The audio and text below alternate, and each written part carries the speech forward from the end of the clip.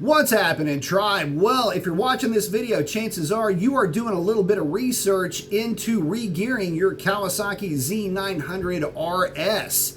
And you may have noticed that there's just not that much content out there on the topic. So what I figured I would do is I figured I would visit with you guys, give you a list of the reasons why I am going to be re-gearing my motorcycle, and hopefully this may spur you on and kind of kick you into gear, if you will, about re-gearing your bike and kind of take away some of that, well, some of that intimidation, if you've got any, about tackling this project. So let's dive into this. First, let's identify the problem. The 900RS variants are simply too aggressively geared for the type of motorcycle that they are.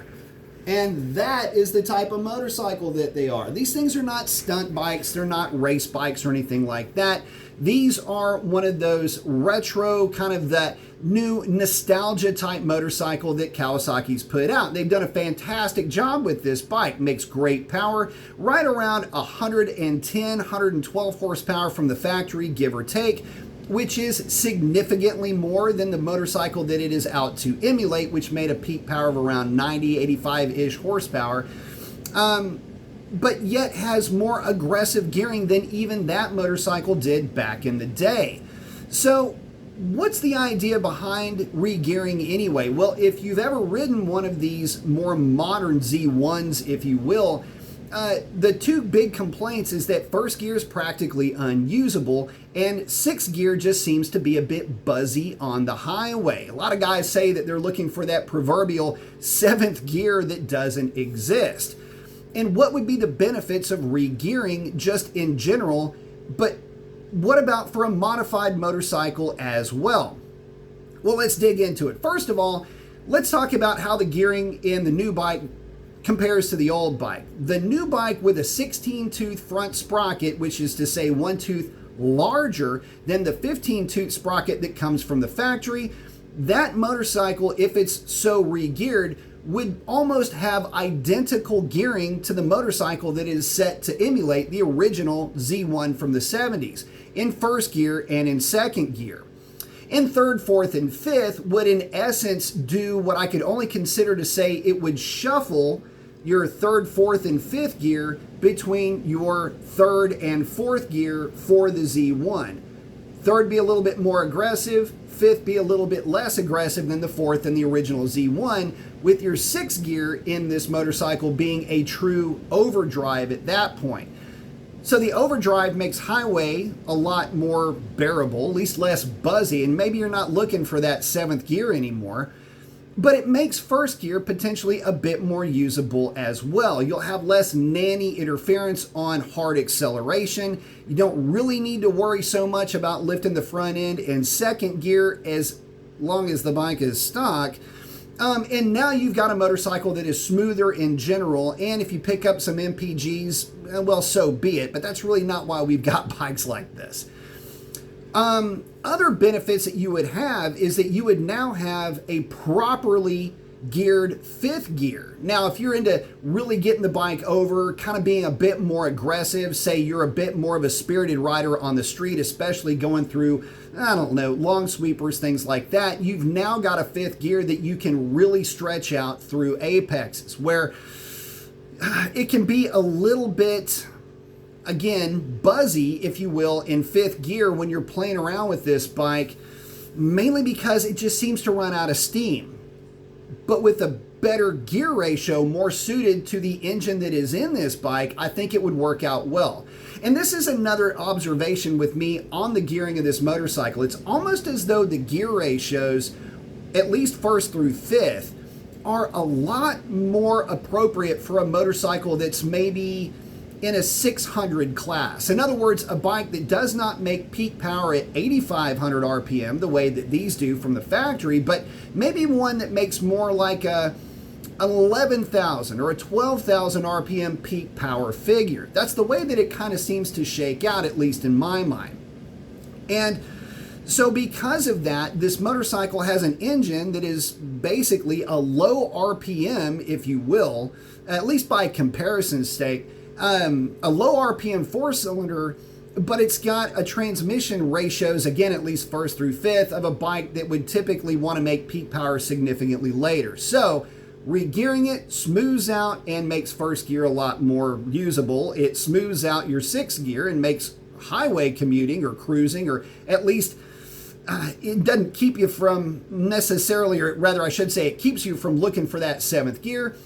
And it gives fifth gear a little bit longer legs. If you've got the bike tuned though, this is where regearing it can really make a big difference for you. I mean, we talked about the stock bike, and that's great for the guys that want to leave their bike stock, but what about the rest of us that have done, well, stuff like I've done with the Brock's Street Meg full exhaust and the Ivan's tune and, well, the G2 quick throttle. Man, this thing's got throttle response like you would not believe.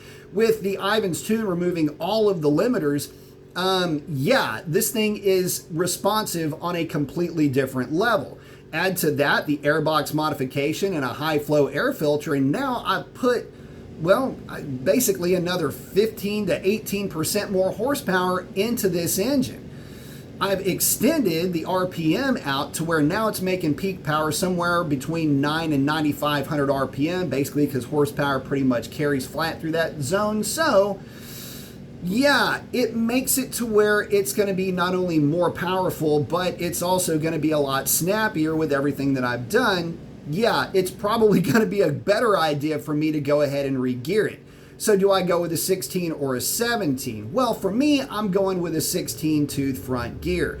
The 17 tooth though, if you're thinking about going that direction, you will need to remove this one piece from the cover. It's pretty self-explanatory. I don't want to get too deep in the weeds on a how-to just yet. But if you did go with a 17 tooth front sprocket, it would mean that first gear, second gear, and then third gear start to look even closer still between the new bike and the old bike. That's right. Even you kind of get a little bit less aggressive than the original Z1 in first and second, but that third gear starts to get a little bit more in line. So now you've got a motorcycle that weighs less, that makes significantly more horsepower.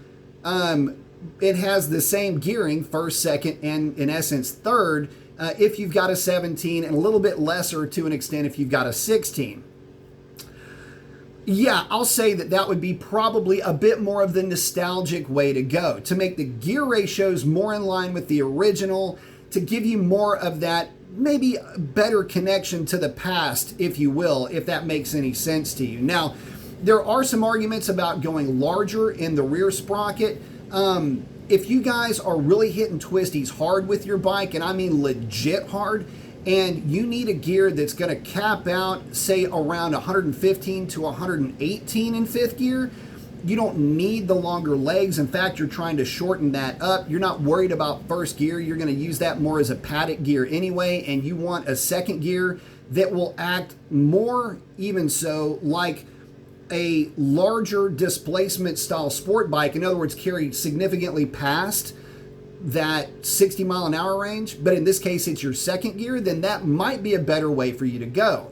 If you're out there really carving up the twisties and giving canyons a hard time with this bike, which it is more than capable of doing even with the stock suspension, provided you set it up properly, then maybe going up 2 or 3 teeth in the rear would be a better play. That's really more for the guys that are hitting and being serious about doing some type of a personal best time attack through their favorite canyon or twisty sections. I think for most guys, though, that own a bike that looks like this, they're looking for a little bit of a different result. So either way you choose to go, it's great. I mean, you can actually tune the bike in and set it up to where it will be extremely rewarding out in the twisties by going up 2 or 3 teeth in the rear.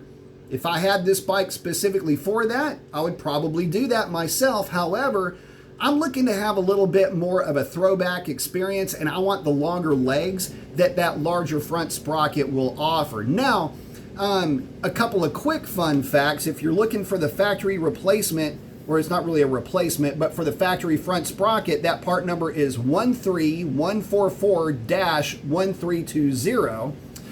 And the torque for that bolt that's on that sprocket is 108 foot-pounds. Now, how you get that thing off is up to you. I've heard some guys that have said, well, it's a nightmare. I've got an electric impact wrench. We're going to give that a shot. But hopefully those those tips or whatever will help you out. But at any rate, post up your comments. Let me know what you guys are doing with your Z900RS.